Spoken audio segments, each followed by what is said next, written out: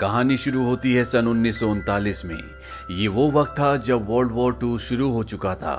इसी दौरान हमें एक ऑस्ट्रेलियन माउंटेनियर को दिखाया जाता है जो अपनी प्रेग्नेंट पत्नी को छोड़कर पीटर नाम के एक आदमी की टीम के साथ हिंदुस्तान के लिए निकल रहा होता है। दरअसल ये हिंदुस्तान में हिमालय पर्वत के पास जाकर दुनिया की जो सबसे 9वीं ऊंची चोटी है जिसका नाम नांगा पर्वत है, उस पर चढ़ाई करना चाहते हैं। ये पूरी टीम अब पर्वत पर चढ़ना शुरू कर देती है। जब ये ऊपर पर्वत पर चढ़ रहे होते हैं तभी हेनरिक का पैर फिसल जाता है और वो बहुत बुरी तरह से गिरता है, जिसमें उसका पैर जख्मी भी हो जाता है। पर वो किसी को अपनी चोट के बारे में नहीं बताता क्योंकि वो वापस नीचे नहीं जाना चाहता। वो किसी भी कीमत पर शिखर तक पहुंचना चाहता है। ये सब के सब आगे बढ़ते हैं और कुछ ही घंटों के बाद यहाँ पर मौसम खराब होना शुरू हो जाता है, इसीलिए इन्हें एक जगह पर कैंप लगाना पड़ता है। पर अगले दिन मौसम और भी खराब हो जाता है, इसीलिए हेनरिक की टीम का जो इंचार्ज है जिसका नाम पीटर है वो सबको ऑर्डर देता है कि हम सब नीचे वापस जाएंगे। इस बात से हेनरिक को बहुत गुस्सा आता है। वो पीटर को समझाने की कोशिश भी करता है कि हम बहुत नजदीक हैं, हमें ऊपर जाना चाहिए। पर पीटर उसकी बात नहीं मानता और वो अपने साथियों के साथ नीचे उतरना शुरू हो जाता है। हालांकि हेनरिक ऊपर जाना चाहता है पर वो जानता है कि यहाँ से ऊपर अकेले जाना असंभव है, इसीलिए वो भी टीम के पीछे नीचे उतरना शुरू कर देता है। तभी उसे एक आदमी मिलता है जो उसे दलाई लामा का फोटो देना चाहता है, पर हेनरिक मना कर देता है। वो कहता है कि मेरे किसी काम का नहीं है। वो आदमी कहता है कि ये तुम्हारे लिए एक अच्छी प्रोटेक्शन होगी। वो फोटो लेकर वापस नीचे पहुंच जाता है जहां पर उसके सभी साथी बैठे होते हैं। यहाँ पर कुछ ब्रिटिश ऑफिसर्स भी होते हैं और वो हेनरिक को बताते हैं कि जर्मनी के बीच में और ब्रिटिशर्स के बीच में युद्ध शुरू हो चुका है, जिसके हिसाब से तुम अब वॉर प्रिजनर हो। इन सबको गिरफ्तार कर लिया जाता है। दरअसल ये वो वक्त था जब हिंदुस्तान के ऊपर पूरी तरह से ब्रिटिशर्स का कब्जा था। इन सबको गिरफ्तार करके उत्तराखंड की राजधानी देहरादून के एक जेल में भेज दिया जाता है। यहाँ पर चारों तरफ पहाड़ी इलाका होता है। यहाँ पहुंचने के बाद हेनरिक अपने आप से वादा करता है कि वो बहुत जल्द इस जेल से भाग जाएगा। हेनरिक कई बार कोशिश भी करता है पर हर बार वो पकड़ा जाता है। धीरे धीरे वक्त बीतता है और हेनरिक को इस जेल में पूरे 2 साल बीत जाते हैं। एक दिन उसकी पत्नी का लेटर आता है जिसमें उसकी पत्नी ने लिखा होता है कि जिस वक्त तुम पहाड़ चढ़ रहे थे उस वक्त तुम्हारे बेटे ने जन्म लिया था, पर वो तुम्हारे बारे में अभी कुछ नहीं जानता क्योंकि वो बहुत छोटा है। जब वो बड़ा हो जाएगा तो मैं उसे तुम्हारे बारे में बता दूंगी।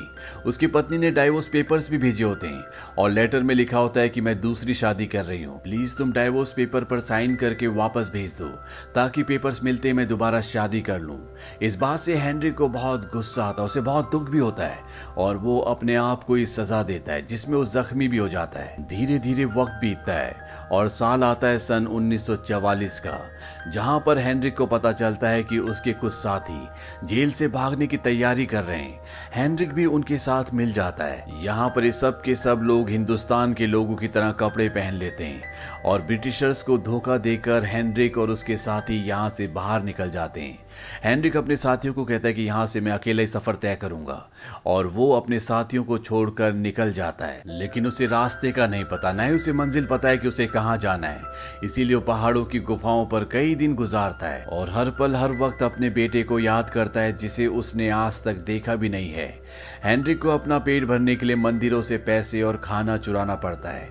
एक रात को जब उसकी तबीयत खराब हो जाती है तभी उसके पास एक आदमी आता है और ये आदमी उसी का साथी होता है जिसका नाम पीटर है, जिसके साथ वो जेल से भागा था। ये दोनों की दोनों रात वहीं पर गुजारते हैं। अगली सुबह पीटर हेनरिक को बताता है कि जब तक वॉर खत्म नहीं हो जाती वो अपने देश वापस नहीं लौटना चाहता, इसीलिए वो तिब्बत से होता हुआ चाइना जाएगा जहां पर शायद उसे कुछ काम मिल जाए और उसकी गुजर बसर हो जाए। हिंदुस्तान के जिस हिस्से में इस वक्त ये होते हैं यहाँ से तिब्बत का बॉर्डर 65 किलोमीटर दूर होता है, पर यह सफर इतना आसान नहीं होगा क्योंकि इन्हें पहाड़ों से, ग्लेशियर से और कच्चे रास्तों से होकर गुजरना पड़ेगा। तिब्बत इस दुनिया का सबसे ऊंचा और सबसे आइसोलेटेड देश है। अभी दोनों के दोनों एक लंबा सफर तय करके तिब्बत के एक छोटे से गांव में पहुंच जाते हैं जहां पर इनका स्वागत नहीं किया जाता। इन दोनों को बताया जाता है कि जो 13 दलाई लामा थे उन्होंने एक रूल बनाया था कि यहाँ पर कोई भी फॉरेनर नहीं आएगा क्योंकि बाहर से लोग आकर हमारी गवर्नमेंट पर, हमारे देश पर अपना कब्जा कर सकते हैं। वो हमारे धर्म को, हमारी मोनेस्ट्रीज को पूरी तरह से नुकसान पहुंचा सकते हैं। और एक यही कारण होता है कि फॉरेनर्स का इस देश में आना मना होता है। इन दोनों को तिब्बत से बाहर पहुंचा दिया जाता है। एक बार फिर से ये हिंदुस्तान और तिब्बत के बॉर्डर पर हैं, जहां पर खाने का इंतजाम करना बहुत मुश्किल है। तभी तिब्बत बॉर्डर पर एक मेला लगता है। ये दोनों के दोनों मेले में जाते हैं। वहां पर जो लोग होते हैं वो पीटर के हाथ में रिस्ट वॉच देखने के बाद उसे खरीदना चाहते हैं। हेनरिक उसे कहता है कि अगर मेरे पास रिस्ट वॉच होती तो मैं उसे बेच देता। उसके कहने पर पीटर अपनी वॉच बेच देता है। हालांकि वो वॉच उसके लिए बहुत बेशकीमती होती है, क्योंकि वो उसे उसके पिता ने दी थी। ये दोनों के दोनों यहाँ से निकल जाते हैं और जब ये कुछ आगे पहुंचते हैं तो पीटर को पता चलता है कि हेनरिक के पास एक नहीं बल्कि तीन रिस्ट वॉचेस हैं। इस बात से वो पीटर से बहुत गुस्सा होता है। वो कहता है कि तुम अपनी वॉचेस बेच सकते थे। पर हेनरिक को अपनी गलती का कोई भी एहसास नहीं होता। वो कहीं ना कहीं सेल्फिश होता है, साथ ही साथ उसके अंदर गुस्सा भी बहुत ज्यादा होता है। पर जब पीटर उसे छोड़कर जाने लगता है तो वो उसके पास जाता है और उसे कहता है कि तुम ये सारी घड़ियां रख सकते हो। इन दोनों के बीच में सुलह हो जाती है। हेनरिक अपने बेटे को बहुत याद करता है। वो हिसाब लगाता है कि आज वो 3.5 साल का हो चुका होगा। पीटर उसे कहता है कि तुम अपने बेटे को लेटर लिखो, उसे बताओ कि तुम जिंदा हो। पीटर अपने बेटे के लिए यहाँ से एक लेटर लिखता है, जिसमें वो अपने बेटे को लिखता है कि वो किस तरह की जगह पर है। उसके दिल में बहुत सारी चीजों को लेकर पश्चाताप है और उसे उम्मीद है कि जल्द ही सब कुछ ठीक हो जाएगा। यहाँ पर मौसम बदल जाता है और चारों तरफ बर्फ गिर जाती है। ऐसे मौसम में इन दोनों को सरवाइव करना बहुत मुश्किल हो रहा होता है। साथ ही साथ अब ये जख्मी भी हो चुके हैं और एक रात को जब ये सो रहे होते हैं तभी यहाँ पर कुछ लुटेरे आ जाते हैं और इनके पास जो भी सामान होता है वो सब इनसे छीन लेते हैं। ये दोनों के दोनों अब बर्फीली पहाड़ियों पर फंसे हुए हैं। इन्हें नहीं पता कि इन्हें कहाँ जाना चाहिए। तभी इन्हें कुछ लोगों की आवाज आती है और जब ये दोनों उस तरफ जाते हैं तो ये देखते हैं कि ये तिब्बत के लोग हैं जो तिब्बत की राजधानी लासा जा रहे हैं। ये दोनों भी उनसे रिक्वेस्ट करते हैं। हालांकि तिब्बत की राजधानी लासा में किसी को भी जाने की परमिशन नहीं है, क्योंकि वो एक धार्मिक जगह भी है। पर ये दोनों इन सबको झूठ कहते हैं कि इनके पास उस जगह जाने का परमिट है। वो इन दोनों को अपने साथ ले जाते हैं और अब ये दोनों के दोनों लासा पहुंच जाते हैं। पर ना इनके पास खाना है ना खाना खरीदने के लिए पैसे। इसीलिए जब ये घर के बाहर डॉग्स को खाना खाते हुए देखते हैं तो ये उन्हें हटाकर उनका खाना खाना शुरू कर देते हैं। पर तभी अंदर से एक बूढ़ी औरत आती है जो इन्हें झाड़ू से मारना शुरू कर देती है। यहाँ पर वो आदमी भी आ जाता है जिसका एक घर है और वो इन दोनों को अपने घर पर स्टे करने के लिए, खाना खाने के लिए इनवाइट करता है। साथ ही साथ वो यहाँ की गवर्नमेंट से परमिशन भी ले लेता है कि वो इन दोनों को अपने घर पर मेहमान के तौर पर रखना चाहता है। अब जब हेनरिक और पीटर घर पर होते तो उनके पास एक लेडी आती है जिसका नाम पैमा होता है। वो कहती है कि मुझे यहाँ पर मिस्टर नोंग ने भेजा है, जो कि secretary of the minister of the government है, यानी कि वो यहाँ की गवर्नमेंट में एक बहुत ही ऊंचे पद पर है। पैमा इस शहर की इकलौती टेलर होती है, इसीलिए उसे यहाँ पर इन दोनों का नाप लेने के लिए भेजा होता है ताकि वो इनके लिए कपड़े बना सके। हेनरिक पैमा को अपनी अचीवमेंट्स के बारे में बताता है कि किस तरह से वो ऊंचे ऊंचे पहाड़ों पर चढ़ा, किस तरह से वो एक बहुत ही अच्छा एथलीट था। पर पैमा उससे इम्प्रेस नहीं होती। वो कहती है कि हमारी सिविलाइजेशन में और तुम्हारी सिविलाइजेशन में एक बहुत बड़ा फर्क है। आप लोग सिर्फ उसे अप्रिशिएट करते हो, उसे एडमायर करते हो जो अपने आप को अपनी जिंदगी में टॉप तक ले जाता है। पर हमारी सिविलाइजेशन उसे एडमायर करती है जो अपने ईगो को, यानी कि अहंकार को हमेशा के लिए त्याग देता है। ये सुनकर हेनरिक पूरी तरह से शांत हो जाता है, जैसे उसके सारे शब्द खत्म हो गए हों। अब यहाँ पर इन्हें कुछ वक्त हो जाता है और एक दिन जब ये दोनों के दोनों पैमा के साथ मार्केट जाते हैं तो वहां पर इन्हें आइस स्केटर शूज देखते हैं। पैमा को इस बारे में कुछ नहीं पता होता। ये वहां से वो आइस स्केटिंग वाले शूज खरीद लेते हैं और ये दोनों के दोनों बर्फ में पैमा के साथ आइस स्केटिंग करना शुरू कर देते हैं। यहाँ पर पैमा और पीटर के बीच में नजदीकियां बढ़ना शुरू हो जाती है। ये दोनों एक दूसरे को पसंद करते हैं। पैमा हेनरिक को पसंद नहीं करती क्योंकि उसकी हर एक बात में कहीं ना कहीं उसे ईगो दिखता है। पीटर यहाँ आइस पर एक मॉन्क को अपने साथ स्केटिंग करना सिखा रहा होता है। तभी ऊपर से दिखाया जाता है जहाँ पर दलाई लामा 14 जो कि अभी बहुत छोटे होते हैं। वो दूरबीन से हेनरिक को देख रहे होते हैं। हेनरिक को यहाँ पर शहर के सर्वे का एक जॉब भी मिल जाता है। धीरे धीरे वक्त बीतता है और अब इन दोनों को यहाँ पर 1 साल बीत चुका है। पैमा और पीटर एक दूसरे से प्यार करते हैं, इसीलिए दोनों शादी कर लेते हैं। और एक दिन नोआंग, जिसने इन दोनों के लिए कपड़े बनवाए थे, अब वो इन दोनों का अच्छा दोस्त भी है। वो इन्हें बताता है कि जर्मनी ने अपने घुटने टेक दिए हैं, यानी कि वॉर खत्म हो चुका है। हेनरिक को ये जानकर बहुत खुशी होती है। वो अपने कमरे में जाता है और अपना सामान पैक करना शुरू करता है। पर तभी यहाँ पर एक बूढ़ी औरत आती है। वो हेनरिक को एक लेटर देती है। वो कहती है कि तुम्हारा लेटर है। हेनरिक जब उस लेटर को पढ़ता है तो वो उसके बेटे का लेटर होता है। उसमें लिखा होता है कि तुम मेरे फादर नहीं हो, मुझे लेटर लिखना बंद कर दो। हेनरिक को ये पढ़कर बहुत दुख होता है। अगले दिन जब हेनरिक सो रहा होता है तभी उसके पास एक आदमी आता है। वो उसे एक लेटर देता है और ये लेटर भेजा होता है दलाई लामा की मॉम ने। हेनरिक अब दलाई लामा की मॉम के पास जाता है, जहां पर वो हेनरिक को बताती है कि दलाई लामा तुमसे मिलना चाहते हैं और वो उन्हें सारे शिष्टाचार भी बताती है कि दलाई लामा से कैसे मिला जाता है। वो बताती है कि तुम्हें सर झुकाकर उन्हें प्रणाम करना होगा, उनकी आंखों में तुम नहीं देख सकते और ना ही उनसे पहले कुछ बोल सकते हो। साथ ही तुम उनकी बराबरी में नहीं बैठ सकते, यानी कि तुम्हारी बैठने की जगह उनकी बैठने की जगह से नीचे होनी चाहिए। अब हेनरिक उस जगह पहुंच जाता है जहां पर दलाई लामा रहते हैं। दलाई लामा अभी बच्चे हैं और जब हेनरिक उनके सामने अपना सर झुकाता है तो वो उसके पीले बाल देखकर बहुत खुश हो जाते हैं, क्योंकि तिब्बत में किसी के बाल भी पीले नहीं होते। दलाई लामा हेनरिक से पूछते हैं, क्या तुमने कभी फिल्म देखी है? हेनरिक कहता है कि पिछले 8 सालों से मैंने नहीं देखी, लेकिन मुझे याद है। दलाई लामा कहते हैं कि मैंने भी देखी है, मेरे पास एक प्रोजेक्टर है। मैं चाहता हूं कि तुम यहाँ शहर में एक थिएटर बनाओ जहां लोग पिक्चर देख सकें। साथ ही तुम हर रोज मुझसे मिलने के लिए आ सकते हो। मैं तुम्हारे देश के बारे में, तुम्हारी संस्कृति के बारे में और दुनिया के बारे में बहुत कुछ जानना चाहता हूँ। हेनरिक दलाई लामा की बात मान जाता है और वो मूवी हाउस का काम शुरू करवा देता है। पर जब वहां पर खुदाई हो रही होती है तो खुदाई करने वाले सभी रुक जाते हैं। हेनरिक उनके पास जाता है। हेनरिक को बताया जाता है कि यहाँ पर अर्थवॉर्म्स यानी कि केचुए हैं, इसीलिए वो लोग यहाँ पर खुदाई नहीं कर सकते। हेनरिक दलाई लामा के पास जाता है। दलाई लामा हेनरिक को बताते हैं कि तिब्बत के लोगों का विश्वास है कि इस दुनिया में जो भी लिविंग थिंग है वो उनकी पिछले जन्म की मॉम है, इसीलिए उनके प्रति उन्हें अपनी रिस्पेक्ट को शो करना होगा, उनकी इज्जत करनी होगी। हेनरिक पूछता है तो मुझे अब क्या करना चाहिए? दलाई लामा कहते हैं कि मुझे पता है कि तुम एक समझदार इंसान हो, तुम कोई ना कोई रास्ता जरूर निकाल लोगे। हेनरिक वहां पर बहुत सारे मॉन्क्स को बुलाता है और जितने भी अर्थवॉर्म्स जमीन के नीचे से निकलते हैं वो उन सब को दूसरी जगह छोड़ देते हैं। साथ ही साथ यहाँ पर हेनरिक दलाई लामा को अपने देश के बारे में, अलग अलग कंट्रीज के बारे में, उनके कल्चर के बारे में बहुत सारी चीजें बताता है। हालांकि हेनरिक को बोला गया था कि वो दलाई लामा को छू नहीं सकता, उनकी आंखों में नहीं देख सकता और ना ही उनकी बराबरी में बैठ सकता है। पर दलाई लामा इस तरह का कोई भी परहेज नहीं करते। वो हेनरिक के साथ एक दोस्त की तरह रहते हैं। धीरे धीरे इन दोनों की दोस्ती का बॉन्ड बहुत गहरा हो जाता है। वहीं दूसरी तरफ चाइना ये ऐलान कर देता है कि तिब्बत उन्हीं की कंट्री का एक हिस्सा है और बहुत जल्द तिब्बतियंस को चाइनीज गवर्नमेंट को ज्वाइन करना होगा। पर तिब्बत के राज प्रतिनिधि इस बात को पूरी तरह से ठुकरा देते हैं। वो कहते हैं कि तिब्बत ऐसा कभी भी नहीं करेगा और तिब्बत की सीमा के अंदर जितने भी चाइनीज हैं उन सबको वहां से निकाल दिया जाए। वहीं हेनरिक जब एक बार रेडियो ठीक कर रहा होता है तो दलाई लामा उससे पूछते, क्या तुम अपने देश की न्यूज को सुनते हो? हेनरिक कहते हैं कि नहीं, मैं अपने देश की न्यूज नहीं सुनता। दलाई लामा पूछते, क्या तुम्हारा वहां पर कोई दोस्त या परिवार नहीं है? हेनरिक कहता है कि मेरा डाइवोर्स हो चुका है। दलाई लामा उससे पूछते हैं कि ऐसा क्यों हुआ? हेनरिक बताता है कि मैं बच्चा नहीं चाहता था और जब मेरी पत्नी प्रेग्नेंट थी तो मैं उसे छोड़कर यहाँ पहाड़ों पर चढ़ने के लिए आ गया। पर ये कहते हुए उसके चेहरे पर, उसकी आवाज में उदासी होती है। उसे एहसास है कि उसने जो कुछ भी किया था वो गलत था।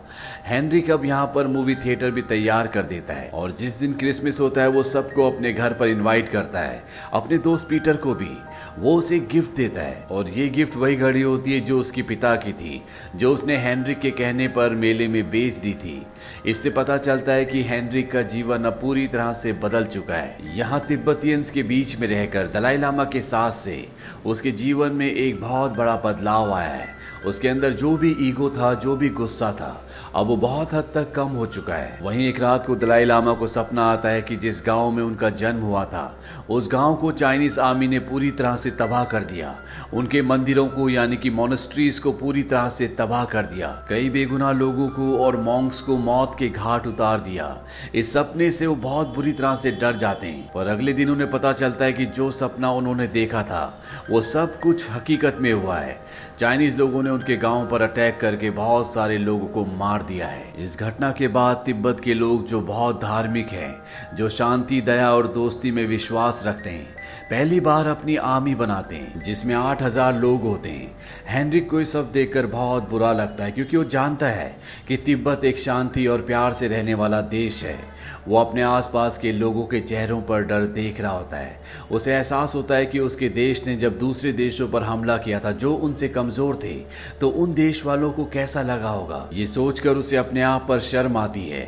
अब तिब्बत में चाइनीज ऑफिशियल्स आते हैं जो कि दलाई लामा से मिलने के लिए उनकी जगह पर जाते हैं। यहाँ पर मॉन्क्स कई दिनों से एक रंगोली बना रहे होते हैं जो एनलाइटमेंट का और पीस का एक प्रतीक होता है, और चाइनीज ऑफिसर्स उसे जानबूझकर अपने पैरों से रौंद कर खराब कर देते हैं। साथ ही वो ये भी कहते हैं कि अगर दलाई लामा को उनसे बात करनी है तो उन्हें उनकी बराबरी में आकर बैठना पड़ेगा। वो दलाई लामा से नीचे नहीं बैठेंगे।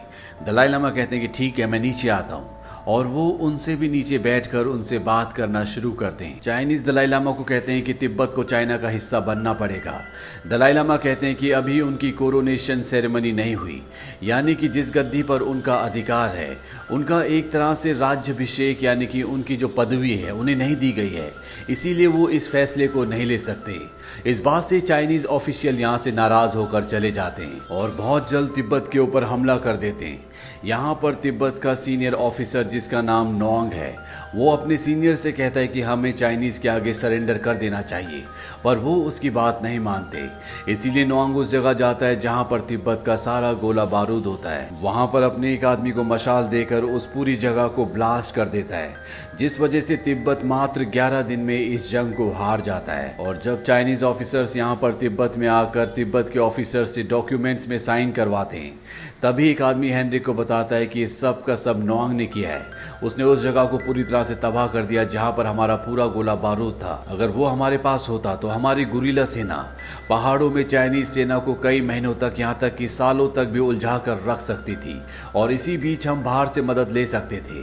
पर अब नोंग ने सब कुछ तबाह कर दिया। नोंग वही आदमी है जिसने हेनरिक को और पीटर को कपड़े बनवा कर दिए थे, और वो हेनरिक का बहुत अच्छा दोस्त भी होता है। हेनरिक नोंग के पास जाता और उसने जो उसे जैकेट दिया था वो उसके मुंह पर फेंक कर मारता है।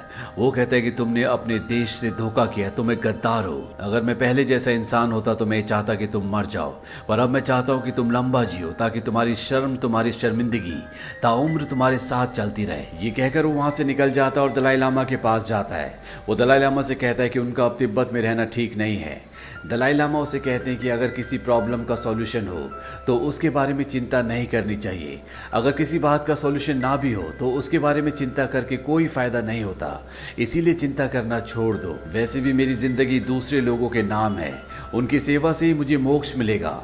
हेनरी कहता है तो मैं भी अपने देश वापस नहीं जा सकता क्योंकि मेरा मोक्ष आप हो। दलाई लामा उसे बताते हैं कि एक बार बुद्धा ने कहा था कि मेरी नजर से, मेरे ज्ञान से तुम मोक्ष नहीं पा सकते, इसके लिए तुम्हें मेहनत करनी होगी, प्रैक्टिस करनी होगी, इसीलिए हमेशा हार्ड वर्क करो और अपने मोक्ष को खुद पाओ। वो हेनरिक को ये भी कहते हैं कि मैं तुम्हारा बेटा नहीं हूँ और ना ही मैंने तुम्हें अपना कभी पिता समझा, तुम्हें अपने बेटे के पास ऑस्ट्रिया वापस चले जाना चाहिए। हेनरिक की आंखों में आंसू आ जाते हैं। वो कहता है कि मेरा बेटा हमेशा मेरे साथ था। दलाई लामा कहते हैं कि मेरी इंटॉर्नमेंट सेरेमनी होने वाली है, जिसे अटेंड करने के बाद तुम अपने बेटे के पास वापस लौट जाना। वैसे भी अब तुम्हारा काम यहाँ पर खत्म हो चुका है। दलाई लामा की इंटॉर्नमेंट सेरेमनी होती है जिसमें उन्हें तिब्बत का स्पिरिचुअल और टेम्परल लीडर बना दिया जाता है। इसके बाद हेनरिक सन 1951 में 13 साल बाद अपने देश वापस लौट जाता है, जहां पर पहली बार वो अपने बेटे को देखता है और उसे वो म्यूजिक बॉक्स देता है जो उसे दलाई लामा ने दिया था।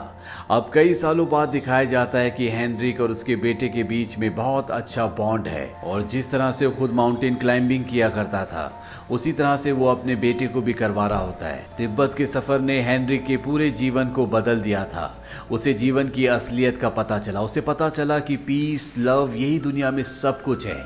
हमें दूसरों से प्यार करना चाहिए। जिस तरह से हम जीते हैं उसी तरह से दूसरों को भी जीने का अधिकार है। हेनरिक के दोस्त पीटर ने तिब्बत में शादी कर ली थी, इसीलिए वो कभी वहां से आए नहीं।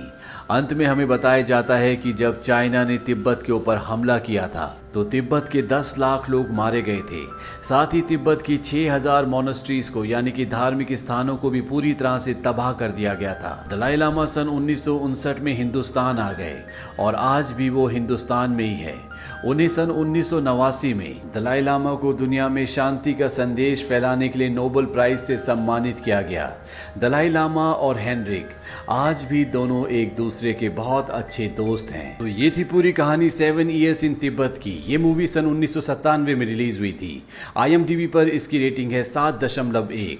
उम्मीद करते हैं कि ये कहानी आपको पसंद आई होगी।